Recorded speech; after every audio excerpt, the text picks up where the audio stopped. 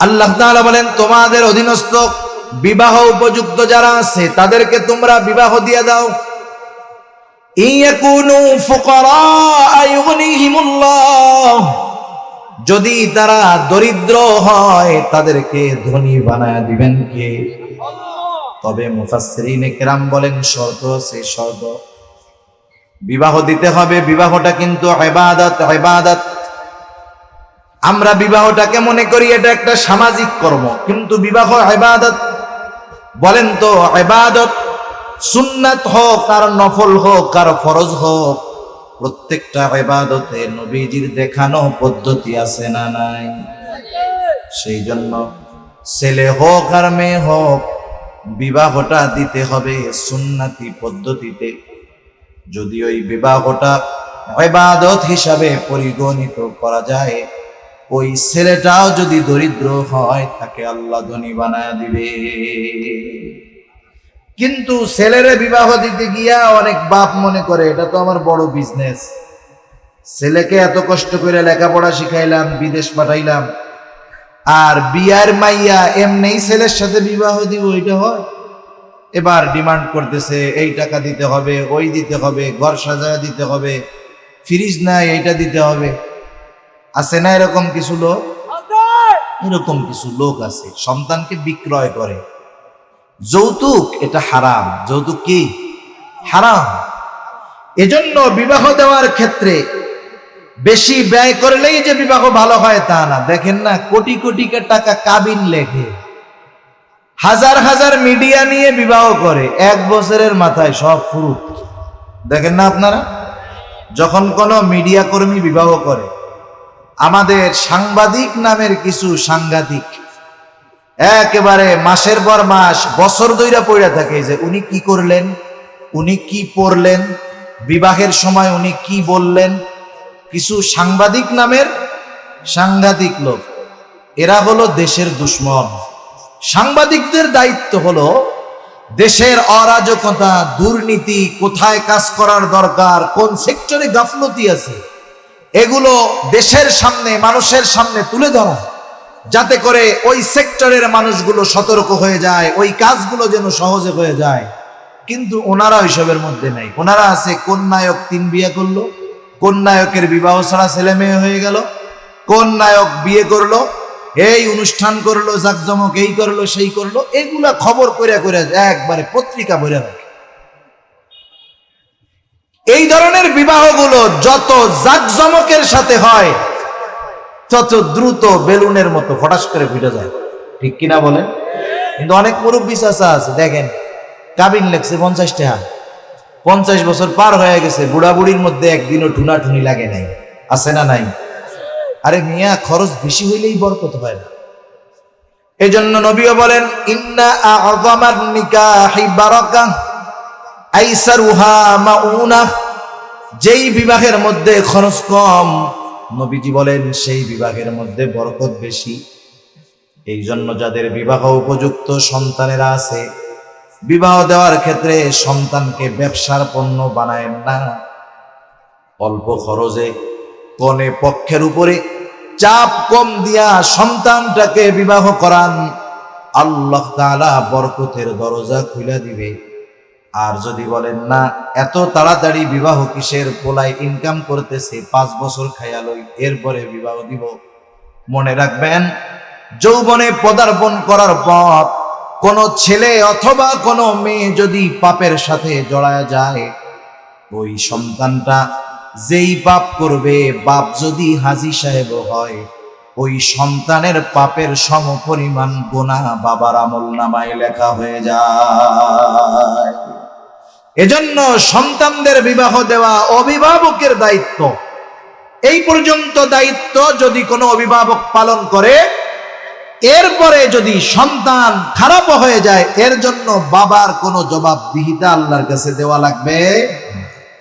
কিন্তু আল্লাহ না করুক, হকগুলো আদায় করলো না, সন্তান জাহান্নামী হইল, বাপ নেককার, কিয়ামতের দিন সন্তান ওই বাবার জান্নাতে যাওয়ার বিপক্ষে ভেটো দিয়ে দিবে। দেখুন না, জাতীয় সংঘে যখন কোনো বিল উত্থাপন হয়, সুপার পাওয়ার যেই দেশগুলো আছে, একজনও যদি বলে আমি এই প্রস্তাবের পক্ষে নাই, বাকি 4-5 জনের মত কোনো দাম, ভেটু দিয়া দিবে, ভেটু।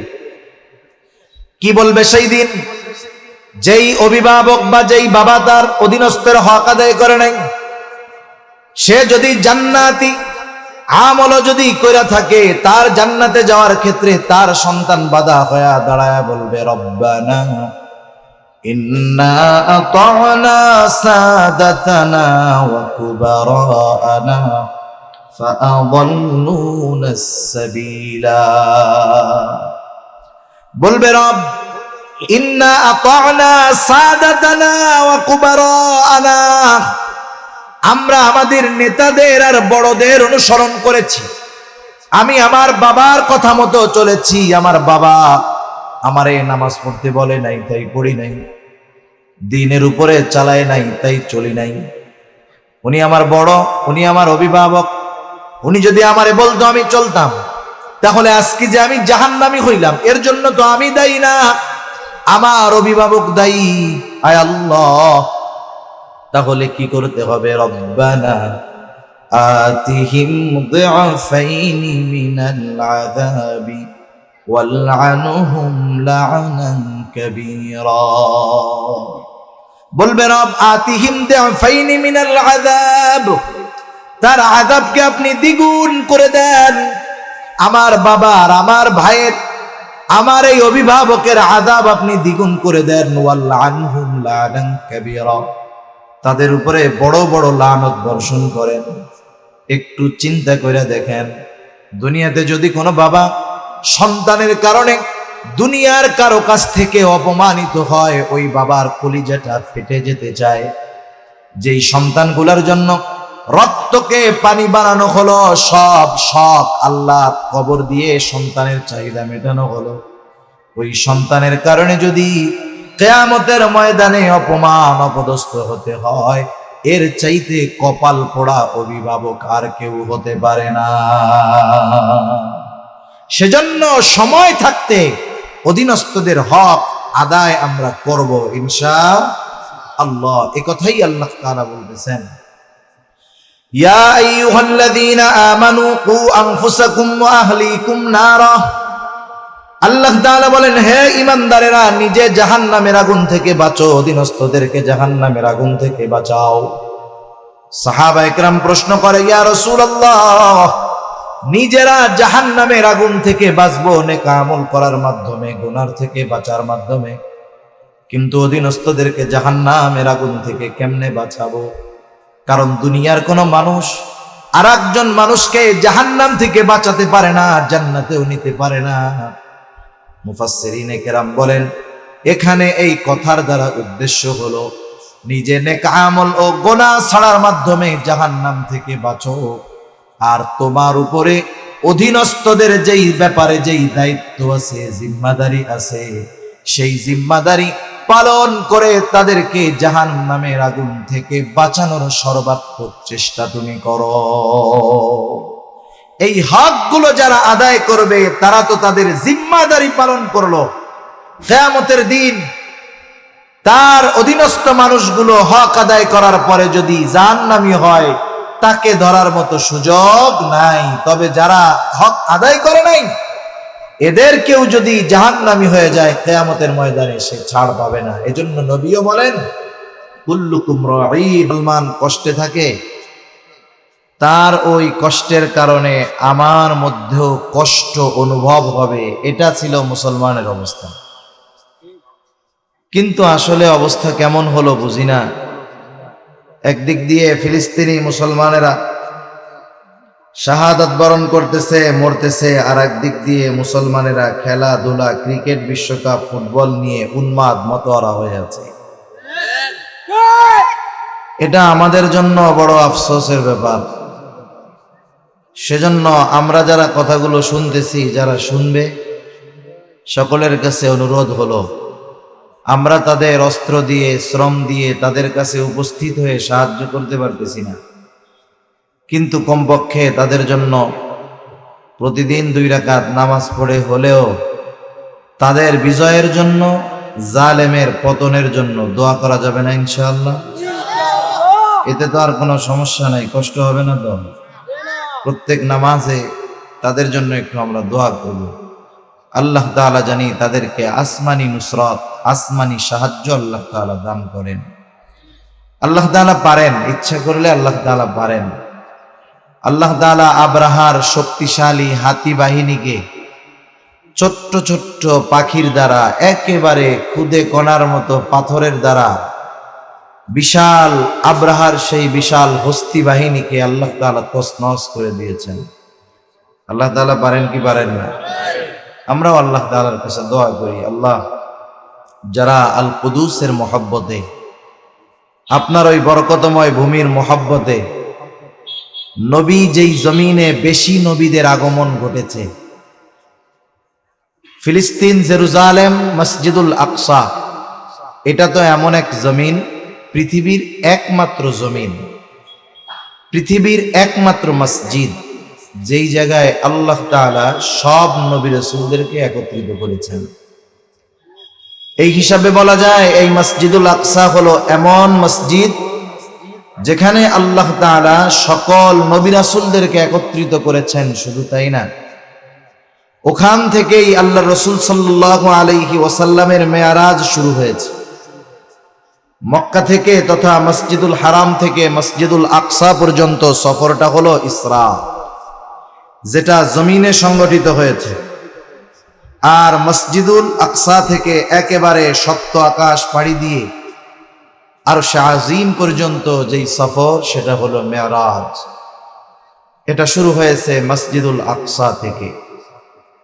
শুধু তাই না, এখানে আল্লাহ তাআলা ওই রাত্রে সব নবী রাসূলদেরকে একত্রিত করেছেন। সকলের উপস্থিতিতে আমার আপনার নবী মুহাম্মদুর রাসূলুল্লাহ সাল্লাল্লাহু আলাইহি ওয়াসাল্লাম সকল নবীর ইমাম হয়ে 2 রাকাত নামাজ নবীজি পড়িয়েছেন। সুবহানাল্লাহ। ওই জমিনের সাথে, ওই মসজিদের সাথে মুসলমানদের হৃদয়ের সম্পর্ক, ইমানের সম্পর্ক, ঠিক কিনা বলেন ভাই?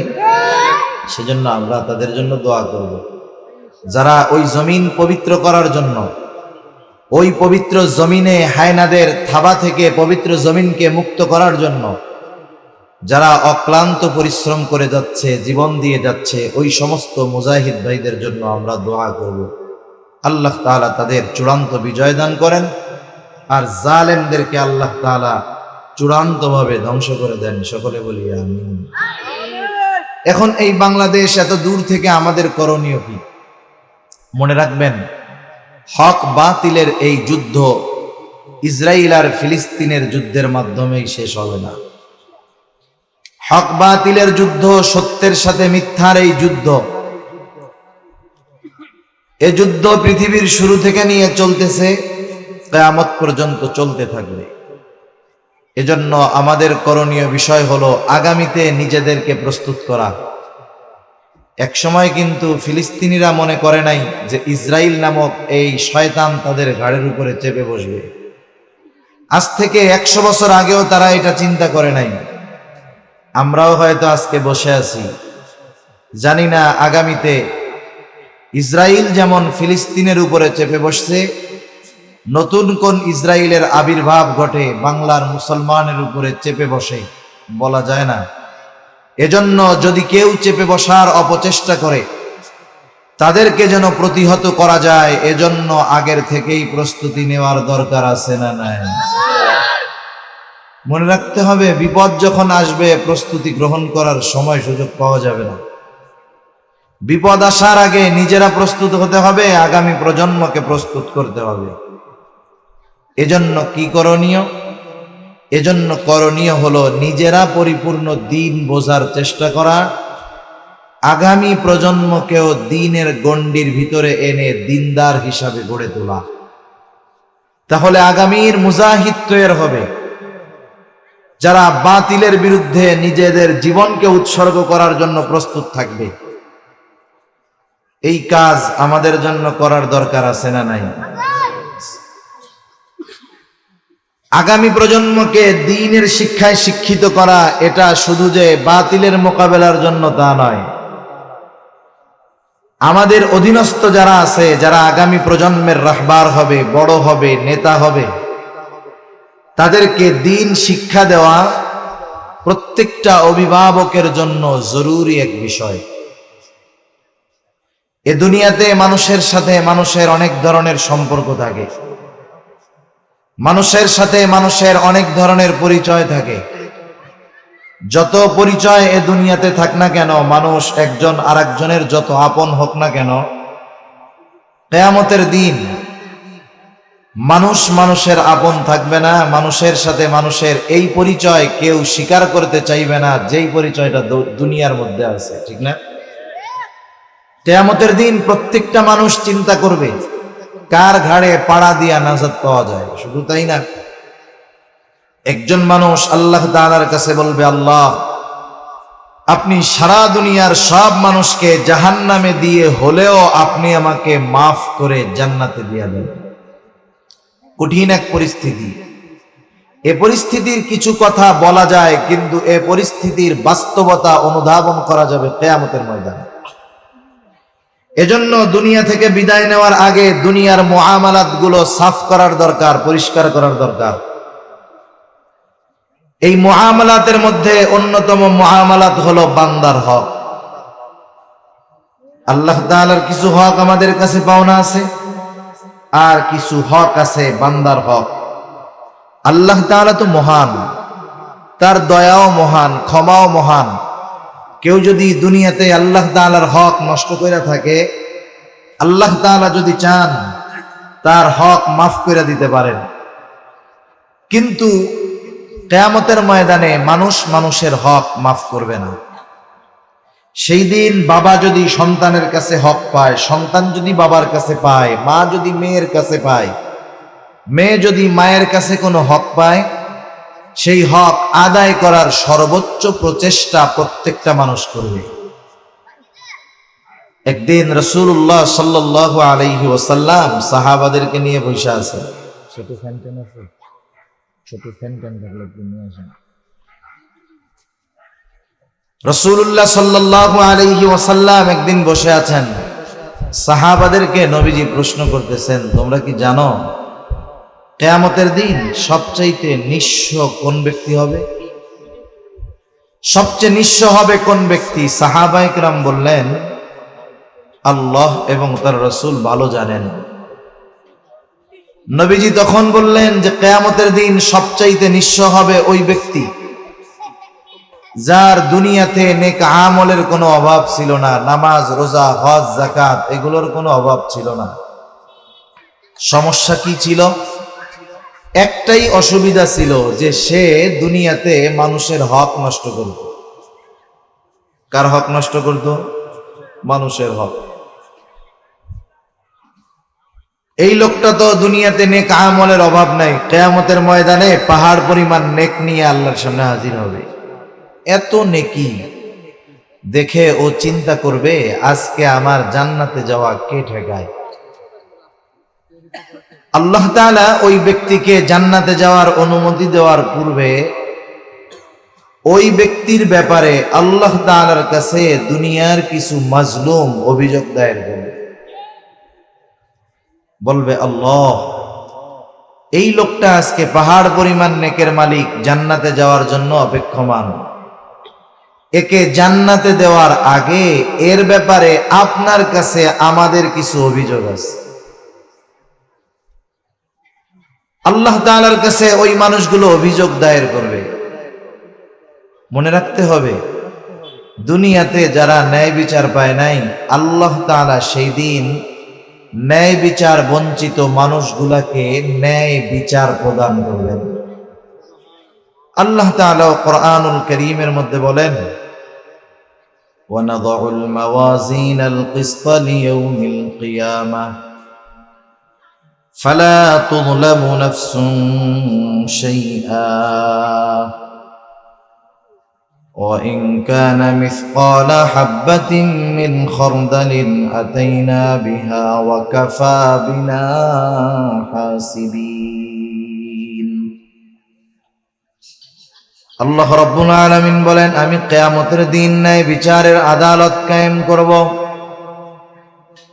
এমন এক বিচারালয়, এমন এক আদালত, দুনিয়ার আদালতের মধ্যে ন্যায় বিচারের চাইতে অবিচার বেশি, ন্যায় বিচার কম।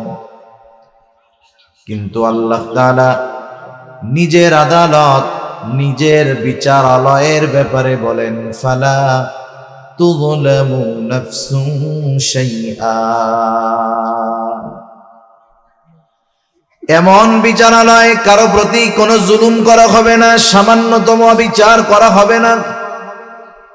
وَإِن كَانَ مِثْقَالَ حَبَّةٍ مِّنْ خَرْدَلٍ أَتَيْنَا بِهَا। কেউ যদি দুনিয়ায় সরিষা দানা, শস্য দানা পরিমাণ কোনো আমল করে থাকে, আতাইনা বিহা, ওই আমল সহকারে তাকে হাজির করা হবে। শুধু তাই না, তার ওই আমলের হিসাবটাও নেওয়া হবে। এত মানুষের হিসাব আল্লাহ তাআলা কেমনে নিবেন? আল্লাহ তাআলাই বলেন, চিন্তার কারণ নাই, কাফা বিনা হাসিবিন, হিসাব নেওয়ার জন্য আমি নিজেই যথেষ্ট। সেই জন্য দুনিয়াতে যারা মাজলুম, ন্যায় বিচার পায় না, তাদের আসার জায়গা হলো আল্লাহ। দুনিয়াতে দেখবেন অনেক জালেম আছে, জুলুম করার পরে মাজলুম যখন মানুষের কাছে ন্যায় বিচার প্রত্যাশী হয়, অনেক মানুষ তাকে বলে, বেটা তোর একটু টাকা গেছে, জমি গেছে, এতে কি হবে, তুই বাইসা রইছিস, আলহামদুলিল্লাহ ক। বলে না এরকম? দুনিয়ায় মাজলুমের পক্ষে যখন কেউ দাঁড়ায় না, তখন থাকেন আল্লাহ। এই জন্য নবীজি বলেন, তোমরা মাজলুমের বদদুআকে ভয় করো, কারণ তার মাঝে আর আল্লাহর মাঝে পর্দা নাই। মাজলুম যখন জুলুমের শিকার হয়ে দোয়া করে, তার দোয়া যিনি কবুল করে নেন তিনি কে? সেই জন্য দুনিয়াতে যারা বিচার পায় নাই, আল্লাহ তাআলা সেই দিন ন্যায় বিচার পাওয়ায়া দিবেন। লোকটা এবার বলবে, আল্লাহ এই লোকটা দুনিয়াতে আমার হক নষ্ট করেছে, তাকে জান্নাতে দেওয়ার আগে আপনি তার থেকে আমার হকটা আদায় করে দেন। আল্লাহ তাআলাও তাকে জিজ্ঞাসা করবে, কি ব্যাপার, তোমার ব্যাপারে যে অভিযোগ দায়ের করা হচ্ছে এটা সত্য? কিয়ামতের দিন মিথ্যা বলার কোনো সুযোগ নাই। দুনিয়ার আদালতে মিথ্যা সাক্ষী পাওয়া যায়, মিথ্যা বয়ান দেওয়া যায়, বক্তব্য দেওয়া যায়, কিন্তু কিয়ামতের দিন মিথ্যা সাক্ষ্য দেওয়ার সাক্ষী পাওয়া যাবে না। বরং কিয়ামতের দিন কোনো মানুষকে সাক্ষী হিসাবে লাগবে না, বরং তার কৃত আমলগুলো, কর্মগুলো, যেই অঙ্গ প্রত্যঙ্গ দিয়ে করেছে, তারাই তার ওই কর্মগুলোর ব্যাপারে সাক্ষী দিয়া দিবে। সেই দিন মানুষের হাত কথা বলবে, চোখ কথা বলবে, পা কথা বলবে। আল্লাহ তাআলা কোরআনুল কারীমের মধ্যে বলেন, আল ইয়াউমা নাখতিমু আলা আফওয়াহিহিম ওয়া তুকাল্লিমুনা আইদিহিম ওয়া তাশহাদু আরজুলুহুম বিমা কানু ইয়াকসিবুন। আল্লাহ তাআলা বলেন, আল ইয়াউম, আজকের এই দিন অর্থাৎ কিয়ামতের দিন, নাখতিমু আলা আফওয়াহিহিম, আমি তাদের মুখের উপরে মেহর মেরে দিব।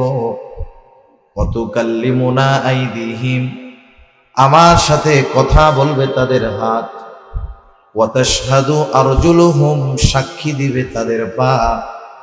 বিমা কানু ইয়াকসিবুন, এই হাত পা দ্বারা তারা কি উপার্জন করেছে।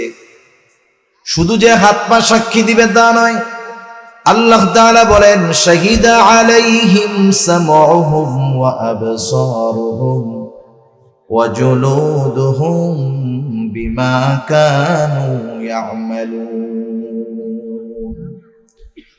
আল্লাহ তাআলা বলেন, সাক্ষী দিবে তাদের কান, সাক্ষী দিবে তাদের চোখ, সাক্ষী দিবে তাদের চামড়া।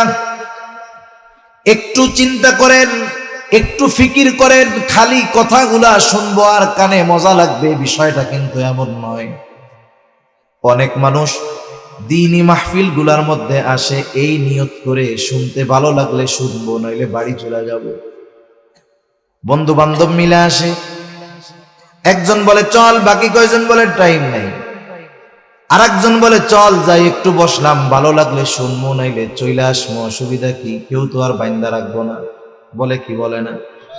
কিন্তু ভাই কথা শুধু শুনলে হবে না, কথাগুলো নিয়ে চিন্তা করতে হবে। আমি আমার কথা বলতেছি না, কোনো পীর সাহেবের গল্প বলতেছি না, কোনো বানানো কথা বলতেছি না। আমার আপনার হাত পা চোখ কান চামড়া এগুলো যে কথা বলবে, সাক্ষী দিবে এই কথা আমাদের যিনি জানালেন তিনি কে। কোনো সংশয় সন্দেহের সুযোগ নাই, এগুলো কথা বলবে। এবার নিজের সাথে নিজে মাঝে মধ্যে একটু ওয়াজ করেন। আরে মিয়া, পাগল নিজের সাথে নিজে কথা কয় না, দেখছেন না নিজে নিজে কথা বলে যে? আরে পাগল তো সব জায়গায় বলে নিজের সাথে নিজে কথা। আপনি আমি একটু রাতের বেলা শুয়ে একা একা নিজের সাথে নিজে কথা বলবো, নিজে নিজে একটু ফিকির করবো যে এই হাত দিয়ে কত পাপ করেছি, এই পা দিয়ে কত পাপ করতে গিয়েছি, এই চোখ দিয়ে কত গোনা করেছি, এই জবান দিয়ে কত অন্যায় কথা খারাপ কথা বকাঝকা দিয়েছি, এই কান দিয়ে কত গোনার জিনিস শুনেছি, একটু হিসাব করেন। এরা তো আল্লাহ তাআলার গোয়েন্দা। যখন কেউ কোনো তদন্তের জন্য ছদ্মবেশে আসামি ধরার জন্য তদন্তে নামে, প্রয়োজনে গাড়ি চালায়, রিক্সা চালায়, ভ্যান চালায়, বাদাম বেচে, মাছ বেচে, কৃষি কাজ করে, চিন্তা করে দেখেন কৃষকের সাথে মিশবে, কৃষক বুঝতে পারবে না গোয়েন্দা। এই হাত পা চোখ কান এগুলো হলো গোয়েন্দা, আমার আপনার কর্মের সাক্ষী। আজকে যতই আমার সাথে মজা নেক না কেন, কিয়ামতের দিন এরাই আমার বিপক্ষে সবচাইতে বড় সাক্ষী হয়ে দাঁড়ায়া যাবে। মিথ্যা বলার উপায় নাই। যেই অঙ্গ প্রত্যঙ্গ দিয়ে আমরা অন্যায় করি সেগুলাই কিয়ামতের দিন আল্লাহর সামনে আমার আপনার ব্যাপারে সাক্ষী দিবে, কথা বলবে। যাই হোক, লোকটা বলবে হ্যাঁ আল্লাহ, আমার ব্যাপারে যা অভিযোগ দায়ের করেছে সত্য। আল্লাহ তাআলা বলবে যাও, তাকে তুমি তার হক আদায় করে দাও। পাহাড় পরিমাণ নেকের মালিক বলবে আল্লাহ, এ তো দুনিয়া না, দুনিয়া যদি হইতো 1 শতক জমি নিয়েছি, বিনিময়ে 10 শতক দিয়ে দিতাম। এখন আমি জমি পাবো কোথায়, টাকা পাবো কোথায়? এইবার ওই বাদী বলবে আল্লাহ, এ তো দুনিয়া না, দুনিয়ায় ওর সম্পদ দরকার ছিল, জোর করে অন্যায়ভাবে আমার সম্পদ দখল দিয়েছে। টাকা বাংলাদেশে চলে, সৌদি আরবে গেলে রিয়াল লাগে। এইবার ও বলবে আল্লাহ, আমার জমির দরকার নাই, টাকার দরকার নাই, ওর তো পাহাড় পরিমাণ নেক আছে, ওর নেকের দ্বারা আমার হকটা আদায় করে দেওয়া হোক। এইবার পাহাড় পরিমাণ নেকের মালিক তার নেকি দিয়া হক আদায় করতে থাকবে। একের পর একজন আসবে আল্লাহ তাআলার কাছে অভিযোগ করবে, আর পাহাড় পরিমাণ নেকের মালিক নেক দিয়া তাদের হকগুলো আদায় করতে থাকবে। একটা সময় মানুষের হক আদায় করতে করতে পাহাড় পরিমাণ নেকির মালিকের সব নেকি শেষ হয়ে যাবে। এখনো সিরিয়ালে অনেক মানুষ হক পাও না। এইবার ওই লোকটা বলবে আল্লাহ, হক আদায় করতে করতে সব নেকি শেষ, এখন আমি কি করব? বাদীরা বলবে আল্লাহ, ওর নেকি নাই তাতে অসুবিধা নাই, ও আমাদের গোনাগুলো নিয়ে আমাদের হকটা আদায় করে দি। বাকি যত হকদার থাকবে সকলের গোনা তার নেওয়া লাগবে। নবীজি বলেন এই লোকটার কোনো আমলের অভাব ছিল না, একটা জিনিসের সমস্যা, বান্দার হক নষ্ট করত, এই জন্য তার নেক আমল কাজে আসলো না, হকগুলো অন্যকে, নেকগুলো অন্যকে দিয়ে দেওয়া লাগলো। সেজন্য দুনিয়াতে সবচাইতে জটিল হক হলো বান্দার হক। দুনিয়াতে যদি হক সন্তান মা বাবার কাছে পায়, সন্তানের কাছেও যদি মা বাবা পায়, কিয়ামতের দিন কেউ কারো হক ছেড়ে দিবে না, কেউ ছাড়বে না। কোনো মতে যদি বুঝতে পারে যে আমি এর কাছে একটা হক পাইতাম, কিয়ামতের দিন ওইটা কেমনে আদায় করা যায় সে ব্যবস্থা করে যাবে। এজন্য এক নাম্বার কথা হলো, কেউ যদি কোনোভাবে আমার আপনার কাছে কোনো হক পায়, দুনিয়ায় থাকতে সেই হক পরিশোধ করার চেষ্টা করব ইনশাআল্লাহ।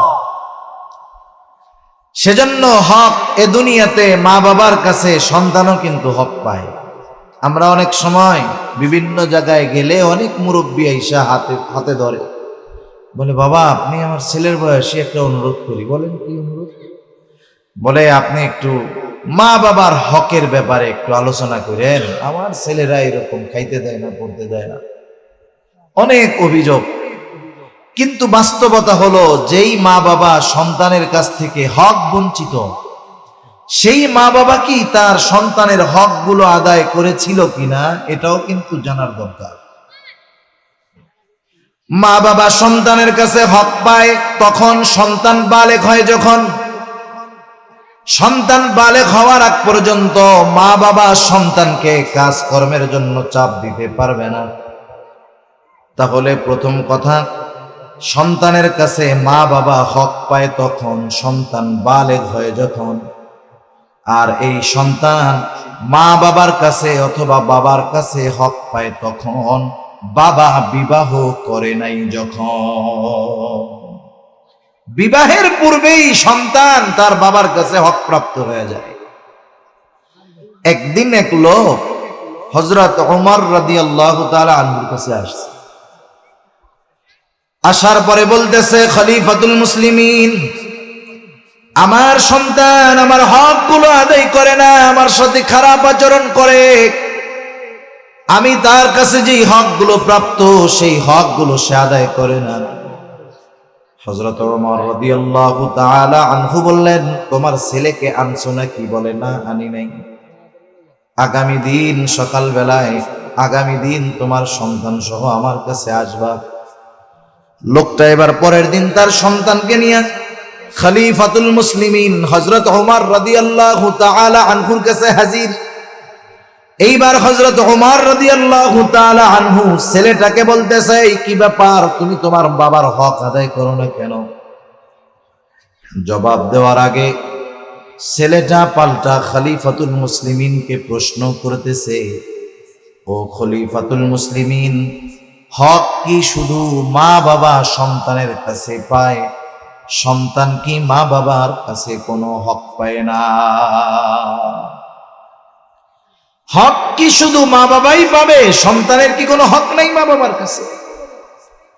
হযরত ওমর রাদিয়াল্লাহু তাআলা আনহু কয়েকটা হকের কথা বলেছেন। ওইগুলা সহ কোরআন হাদিসের আলোকে কয়েকটা হকের কথা আমরা শুনবো, জানবো, আমলে পরিণত করব ইনশাআল্লাহ। আস্তে কোন আরো যেটি বিয়া করে না এটি কইছে পোলাবান, যেটির পোলাবান আছে এইগুলা মুখ দিয়ে কথা কয় না, পেছনের মুরব্বীরা কথাই কন। আপনারা কথা কন না, এই থেকে পোলাবান দুষ্টুমি করে।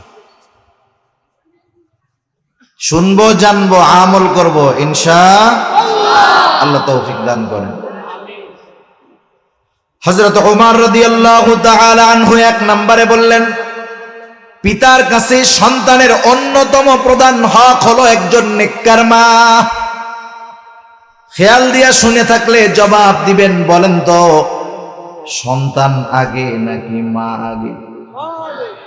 আগে হলো মা, এরপরে সন্তান। তাকায় দেখেন, খেয়াল করেন, তার মানে বোঝা গেল একজন যখন বিবাহ উপযুক্ত হয়, বিবাহ করে নাই, বিবাহ করলেও সন্তান হবে কি হবে না আল্লাহ তাআলা জানে। অথচ দেখেন ওই অবিবাহিত ছেলেটার উপরে, যুবকটার উপরে একটা হক আইসা বইসা আছে, একটা নেককার মেয়ে বিবাহ করা। এই জন্য যখন কোনো ব্যক্তি নেককার একটা মেয়ে বিবাহ করে না, শুধু টাকা পয়সা, বংশ আর চেহারা দেখা কায়েত হয়ে যায়, মনে রাখতে হবে সন্তান হওয়ার আগেই ওই বাবা সন্তানের হক নষ্ট করে। এত জোরে চিল্লাস না, ডর লাগে।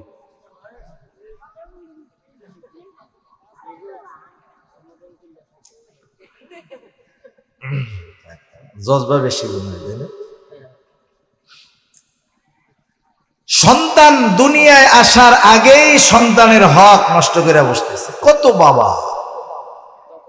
সেজন্য নবীও বলেন বিবাহ করার সময় 4টা গুণ দেখে বিবাহ করা হয়।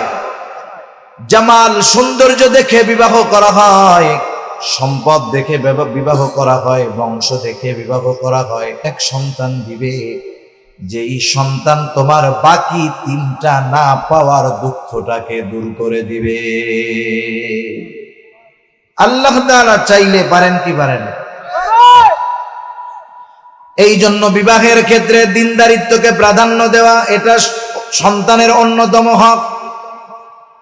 এইবার যখন একটা দিনদার মেয়ে বিবাহ করবে, আল্লাহ তাআলা যদি ওই মেয়ের গর্ভে সন্তান দেয়, এবার ওই নারীর জন্য, বোনের জন্য কিছু করণীয় আছে। আমাদের দেশে তো দেখা যায় বর্তমান সময় যখন কোনো মেয়ে গর্ভবতী হয়, একেবারে ঘরের মধ্যে বসে তো আর নড়ে না। স্বামীরে বলে বড় একটা মোবাইল ফোন কিনা দাও, এত সময় কেমনে কাটাবো, অথবা টেলিভিশন কিনে দাও, ডিশের লাইন লাগায় দাও, বসে বসে সময় কাটাবো আর দেখবো। মনে রাখবেন, এটা শুধু কোরআন সুন্নাহ বলে না, আধুনিক চিকিৎসা বিজ্ঞানও বলে। সন্তান যখন গর্ভে আসে, ওই মা যেই কাজ করে, কথা বলে, এক কথায় মায়ের সমস্ত কিছুর প্রভাব ওই গর্ভের সন্তানের উপরে এর প্রভাব পড়ে। ওই সময় যদি মা ভালো কাজ করে, ওর প্রভাবও সন্তানের উপরে পড়ে। মন্দ কাজ, গুনার কাজ যদি করে, এর প্রভাবও সন্তানের উপর পড়ে। এজন্য চিকিৎসা বিজ্ঞান নিয়ে যারা গবেষণা করে, ইউরোপ আমেরিকার বড় বড় ডাক্তার যারা প্রেগন্যান্ট মহিলাদেরকে নিয়ে বিভিন্ন কনফারেন্স করে আর তাদেরকে পরামর্শ দেয়, আপনি যদি চান আপনার সন্তানটা ভালো গায়ক হবে, তাহলে আপনি আপনার পছন্দের শিল্পীর গান শুনবেন, নিজেও গুনগুন কইরা গান গাইবেন, তাহলে এর প্রভাবটা সন্তানের উপরে পড়বে। আপনি যদি চান আপনার সন্তানটা ভালো অভিনেতা হোক, তাহলে আপনি যাকে পছন্দ করেন তার অভিনয় দেখবেন, নিজেও পারলে অভিনয় করবেন। এই যে ইসরায়েল হলো এমন এক দেশ, ওই দেশে যখন কোনো নারী গর্ভবতী হয়, তার সমস্ত রক্ষণাবেক্ষণের দায়িত্ব ওই দেশের গভর্নমেন্ট নিয়ে নেয়। একেবারে নিবিড় পর্যবেক্ষণে রাখে তাকে। ওই প্রেগন্যান্ট মহিলাকে দিয়া জটিল জটিল সমীকরণ অঙ্ক করায়।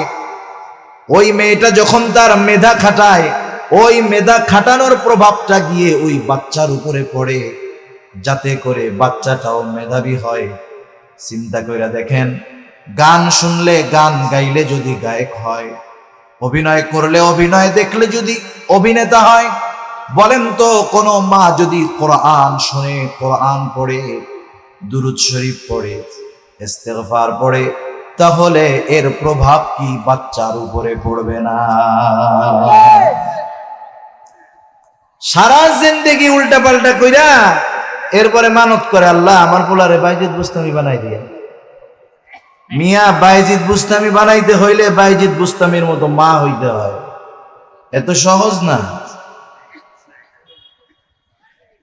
সন্তান যখন এইভাবে চলতে থাকবে, এবার দুনিয়ায় যখন ভূমিষ্ঠ হবে সন্তান, রাসূলুল্লাহ সাল্লাল্লাহু আলাইহি ওয়াসাল্লাম এক হাদিসের মধ্যে বলেন, সন্তানের অন্যতম হক হইল তার ডান কানে আজান দিতে হবে, বাম কানে ইকামত দিতে হবে। আফসোস, সমাজের অনেক মানুষ এই জিনিসটা বোঝে না, জানে না। মনে করেন বাচ্চা হয়েছে হসপিটালে, বাচ্চা হয়েছে রাত 3টার সময়, ফোন দিয়েছে ওই মহিলার স্বামীর কাছে যে শোনো, তোমার একটা ছেলে হয়েছে, আলহামদুলিল্লাহ। এইবার যার ছেলে হয়েছে সে ফোন দিছে মসজিদের মুয়াজ্জিনের কাছে, রাত 3টার সময় ফোন দিছে, হ্যালো আসসালামু আলাইকুম মুয়াজ্জিন হুজুর। রাত 3টার সময় তো মানুষ মরলে ছাড়া পাবলিক ফোন দেয় না, দাওয়াত খাওয়াইতে তো আর ফোন দিবেন না 3টার সময়। কয় কে মরছে, কে মরছে? আরে মরে নাই কেউ, আমার একটা ছেলে হয়েছে। কি করবো? কয় একটু আজান দিয়া দেয়। পোলায় হইল কই, খবর দেয় কই, আর আজান দেয় কই? আজান দিতে হবে, ওই নবজাতকের ডান কানে আজানের শব্দগুলো বলতে হবে, বাম কানে আজানের ইকামতের শব্দগুলো বলতে হবে। কোন পুরুষ যদি না থাকে, নারীরা এই শব্দগুলো দুই কানে শোনায় দিবে। দুনিয়ার কোনো আওয়াজ, দুনিয়ার কোনো কোলাহল, কোনো আওয়াজ তার কর্ণকুহরে প্রবেশ করার পূর্বে আল্লাহ তাআলার বড়ত্বের আওয়াজ তার কানে পৌঁছায়া দিতে হবে। এটা সন্তানের অন্যতম হক। এরপরে সন্তান যখন 7 দিন বয়স হবে, সুন্দর একটা নাম রাখতে হবে তার, সুন্দর একটা নাম, যেই নামটা তার ধর্মীয় পরিচয় বহন করে। কিন্তু আফসোস, মুসলমান ধর্মীয় পরিচয় বহনকারী নামটাকে শুধু সার্টিফিকেটের মধ্যে রেখে দেয়, আর ডাক নামটা এমন রাখি, ডাক দিলে বোঝা যায় না এটা মুসলমান না অন্য ধর্মের। যদি ওই নামের কেউ থাকেন, রাগ হয়েন না। আব্দুর রহমান, কত সুন্দর নাম না? কিন্তু পুরা নাম হইল আব্দুর রহমান টনি। আব্দুর রহমান সার্টিফিকেটের মধ্যে আছে, টনি টনি করে ডাকে। এরকম শহরে তো অনেকে টনি কুকুরের নাম রাখে। টনি মুসলমানের নাম না খ্রিস্টানের নাম না বৌদ্ধের নাম বোঝা যায়। সেই জন্য ডাক নামটা হবে এমন, ডাক দেওয়ার সাথে সাথে যেন বোঝা যায় এই লোকটা মুসলমানের সন্তান, নিজেও মুসলমান। আল্লাহ তাআলার কাছে নবীজি বলেন, প্রিয় নাম হলো আব্দুল্লাহ আর আব্দুর রহমান। যদি আব্দুল্লাহ আর আব্দুর রহমান বেশি হয়ে যায়, তাইলে আল্লাহর গুণবাচক যেই নামগুলো আছে ওইগুলার সাথে আব্দ যোগ কইরা রাখা যায়। যেমন আব্দুল মালিক, আব্দুল খালেক, আব্দুস সামাদ, আব্দুস সবুর, আব্দুর রহিম, আব্দুল গফুর, এরকম নাম আছে না নাই? এই ধরনের নাম যখন কেউ রাখবে, ডাকার ক্ষেত্রেও সতর্ক হওয়া লাগবে। আব্দুর রহিমকে রহিম ডাকা যাবে না, গফুরকে আব্দুল গফুরকে শুধু গফুর ডাকা যাবে না, আব্দুস সামাদকে শুধু সামাদ ডাকা যাবে না। আমাদের অবস্থা হইল আব্দুস সামাদকে শুদ্ধ ভাষায়ও সামাদ ডাকে না, মাঝে মধ্যে তেড়া বেঁকা করে কেউ সামাদ ডাকে না। এরকম ইসলামে নিষেধ, কারণ নাম এরকম ব্যঙ্গ করে ডাকা, এগুলো ইসলাম সমর্থন করে না, নিষেধ ডাকা। এগুলো জাহেলিয়াতের সময় মানুষকে আর এক মানুষ তার নামটারে ব্যঙ্গ করে ডাকবে। সেজন্য নাম যদি রাখে সুন্দরভাবে তার পরিপূর্ণ নাম ধরে আমরা ডাকবো। সুন্দর একটা নাম, এটা সন্তানের অন্যতম একটা হক।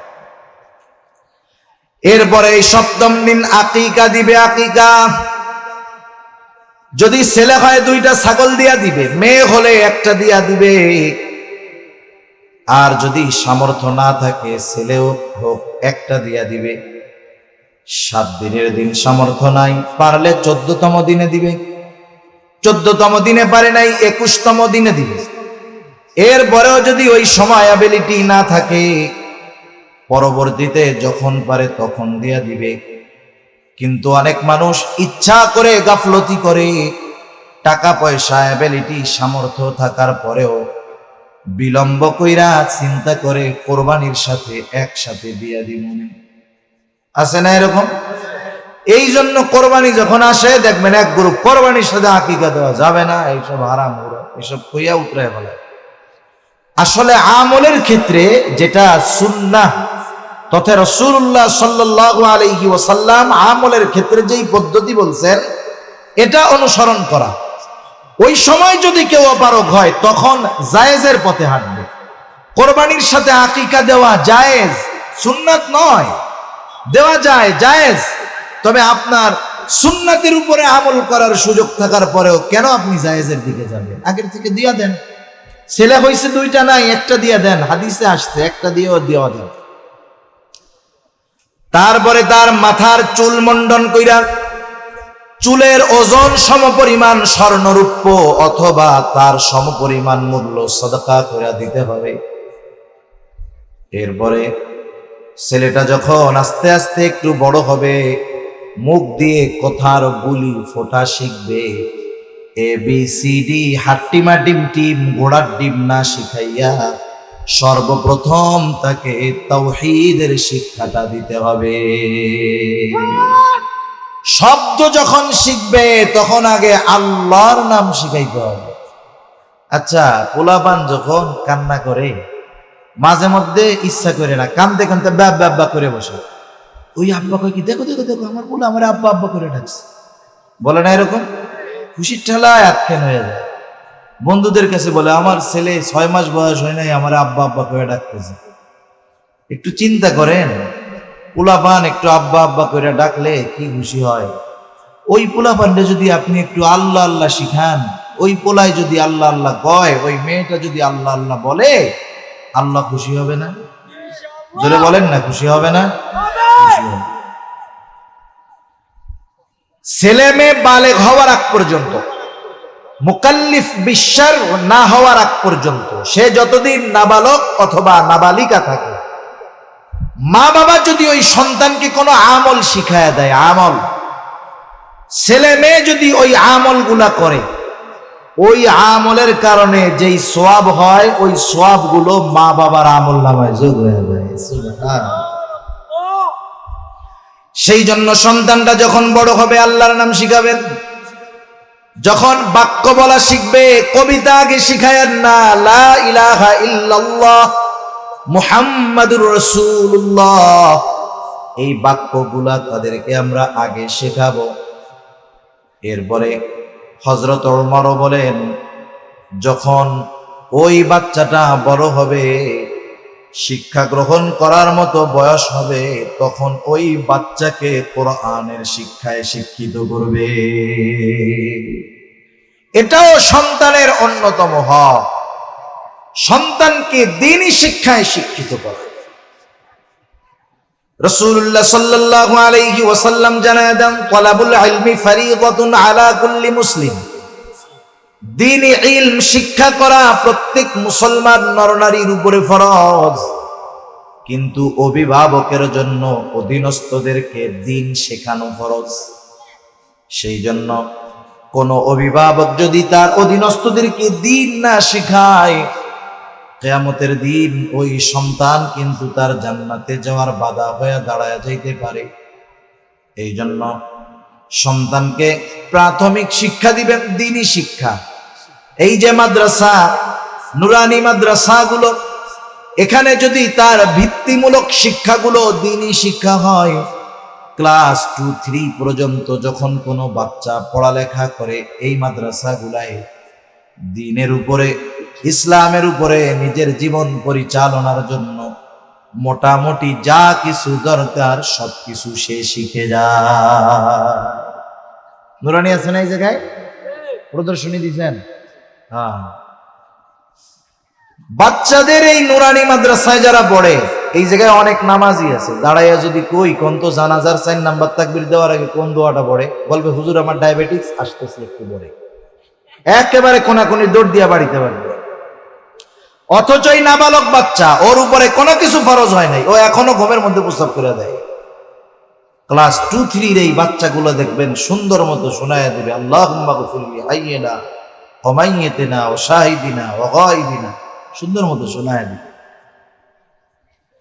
এই সন্তানটাকে এরপরে যখন আপনি স্কুলে দিবেন, মনে চাইলো স্কুলে দিছেন, 4-5 পড়ায় স্কুলে দিছেন, ইঞ্জিনিয়ার হোক, ডাক্তার হোক, উকিল হোক, ব্যারিস্টার হোক, ল নিয়ে পড়াশোনা করুক, ম্যাজিস্ট্রেট হোক, বিসিএস ক্যাডার হোক, বড় রাজনৈতিক নেতা হোক, মনে রাখবেন আরবিতে একটা উসুল আছে, একটা প্রবাদ আছে, কুল্লু শাইইন ইয়ারজিউ ইলা আসলিহি, প্রত্যেকটা জিনিস তার মূলের দিকে ফিরে আসে। আমি বুকে হাত দিয়ে বলতে পারি, কসম করলে হলফ করা লাগবে না, হানেস হবে না, কসম করলে হানেস হবে না, যে ক্লাস 3-4-5 পর্যন্ত যেই ছেলেটা এই নুরানি মাদ্রাসা গুলায় পড়বে, ও দুনিয়ার লাইনে যে যত বিখ্যাত হোক না কেন, ও বেঈমান হবে না, ও নাস্তিক হবে না, ও ইসলাম বিদ্বেষী হবে না, কোরআন বিদ্বেষী হবে না, বরং জীবনের পড়ন্ত বেলায় আবার মূলের দিকে ফিরে আসবে।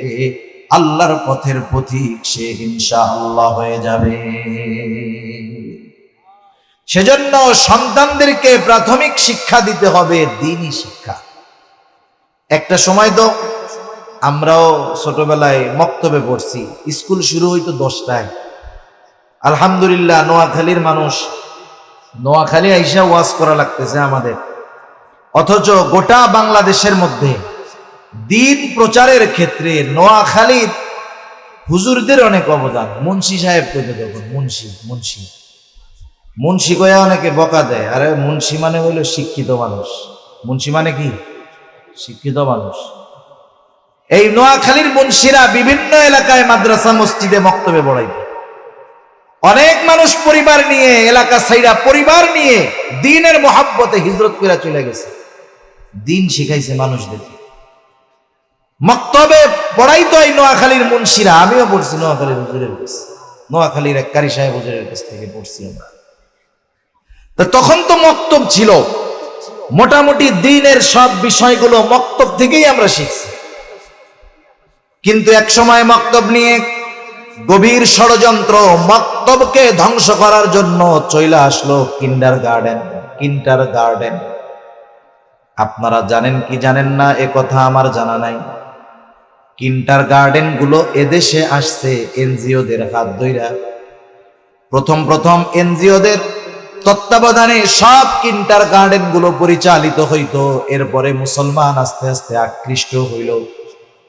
প্রাইমারি স্কুলে যাইতাম 10টার সময়, কিন্তু কিন্ডারগার্টেন চালু হইল সকাল 6টার সময়।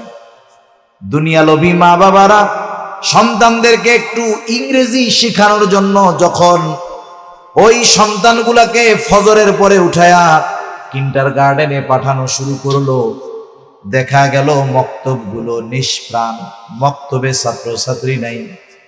ওলামায়ে কেরাম চিন্তা করলেন কি করা যায়। আপনাদের এই নোয়াখালীর সন্তান কারি বেলায়েত রহমাতুল্লাহি আলাইহি সিস্টেম আবিষ্কার করলেন। কিছু সময় আছে, সিস্টেম পাল্টায় ফেলানো যায় না, কিন্তু তার বিকল্পটা আনা যায়।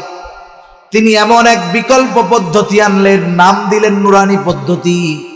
যেই শিক্ষার মধ্যে দুনিয়ার শিক্ষাটাও আছে, নুরানিতে নূর তথা কোরআনের শিক্ষাটাও আছে।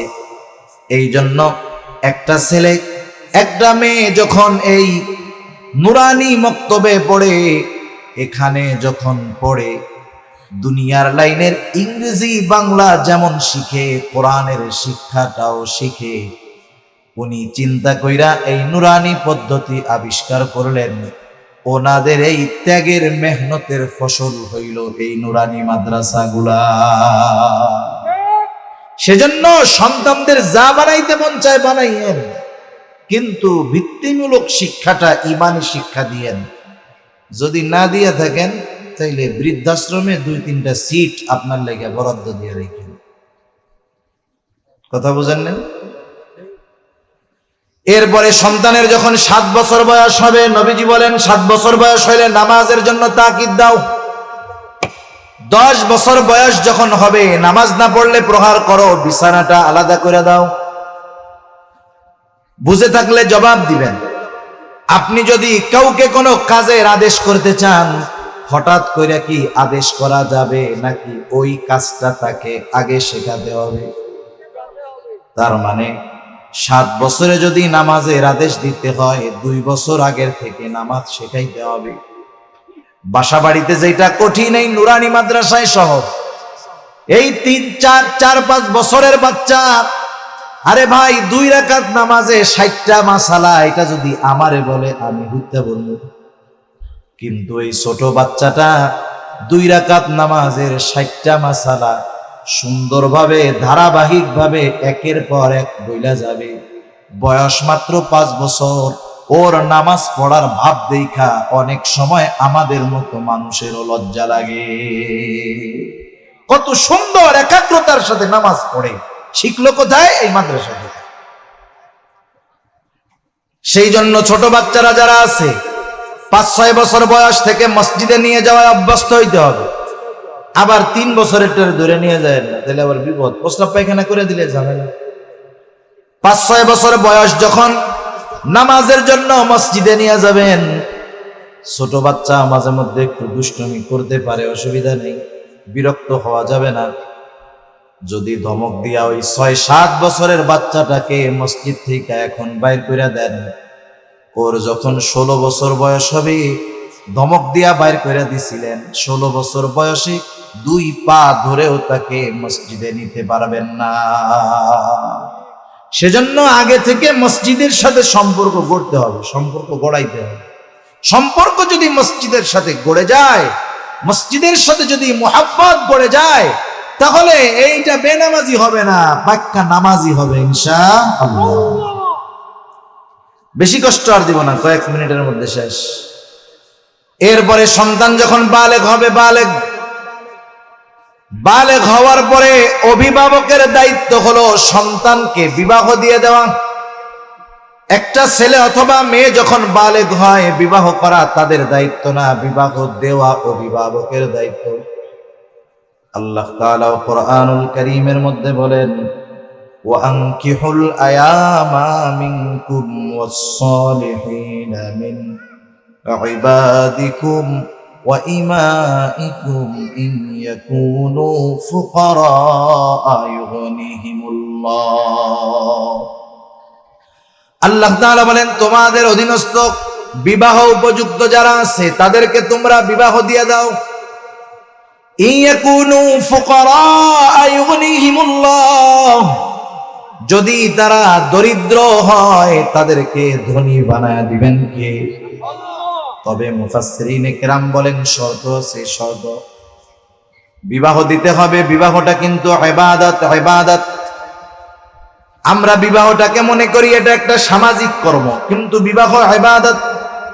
বলেন তো, ইবাদত সুন্নাত হোক আর নফল হোক আর ফরজ হোক, প্রত্যেকটা ইবাদতে নবীজির দেখানো পদ্ধতি আছে না নাই? সেই জন্য ছেলে হোক আর মেয়ে হোক, বিবাহটা দিতে হবে সুন্নতি পদ্ধতিতে। যদি ওই বিবাহটা ইবাদত হিসাবে পরিগণিত করা যায়, ওই ছেলেটাও যদি দরিদ্র হয় তাকে আল্লাহ ধনী বানায় দিবে।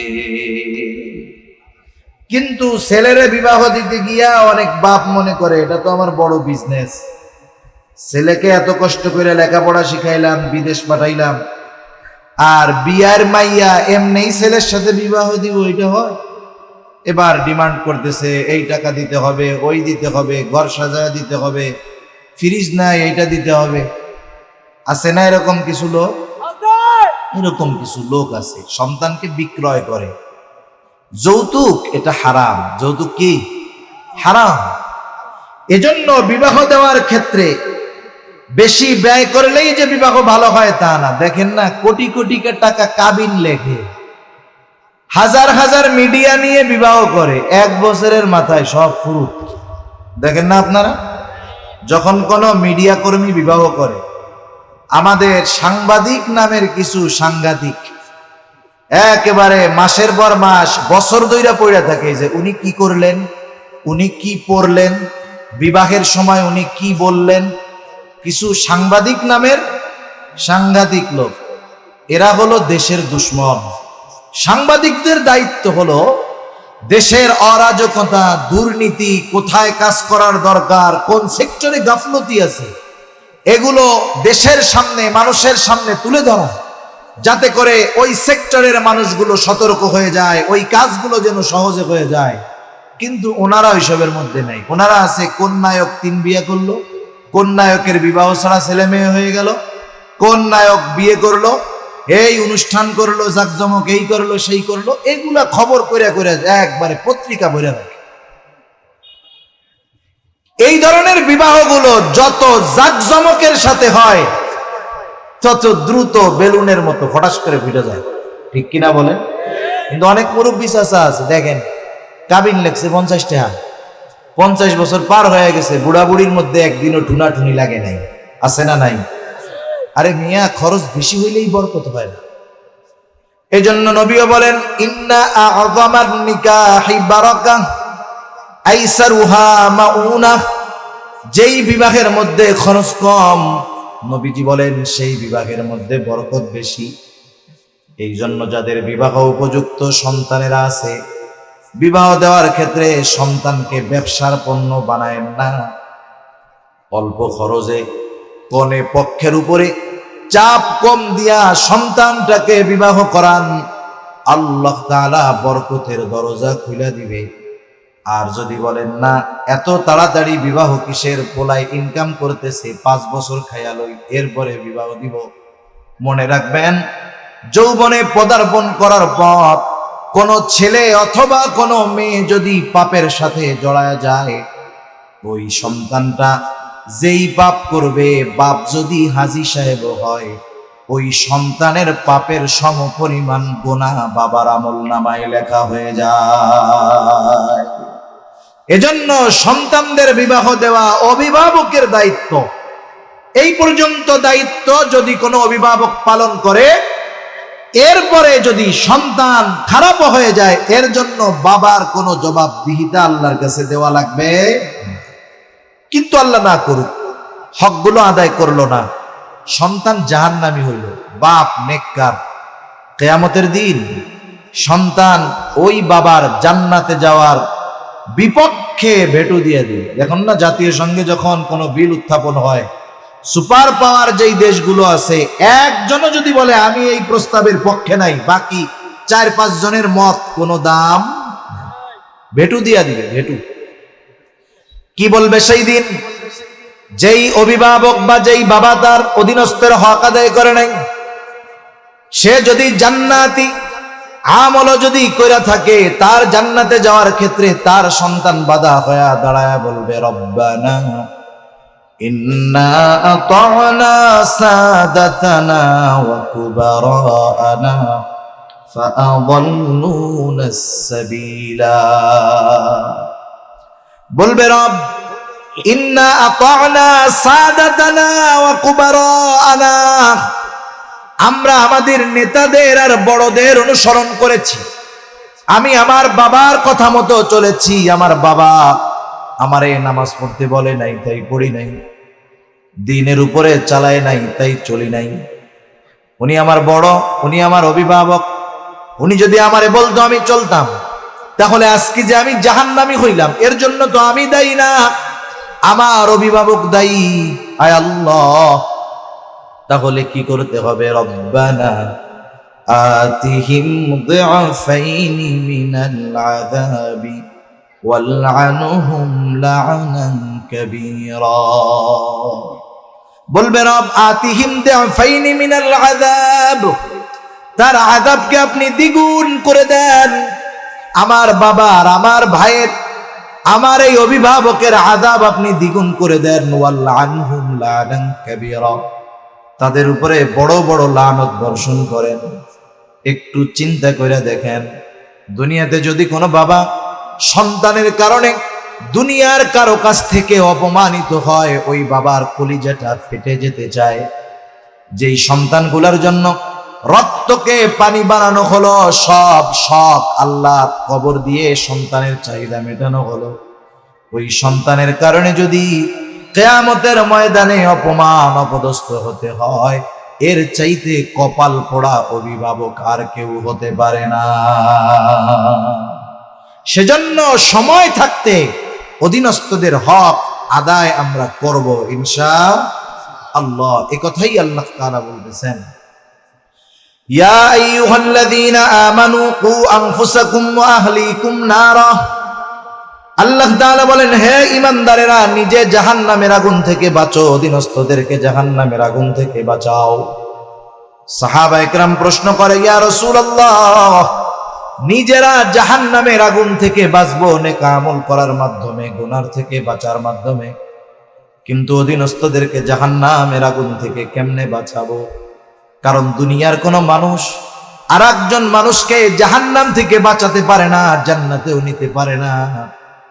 মুফাসসিরিনে কেরাম বলেন, এখানে এই কথার দ্বারা উদ্দেশ্য হলো নিজে নেক আমল ও গুনাহ ছাড়ার মাধ্যমে জাহান্নাম থেকে বাঁচো, আর তোমার উপরে অধীনস্থদের যেই ব্যাপারে যেই দায়িত্ব আছে, জিম্মাদারি আছে, সেই জিম্মাদারি পালন করে তাদেরকে জাহান্নামের আগুন থেকে বাঁচানোর সর্বাত্মক চেষ্টা তুমি করো।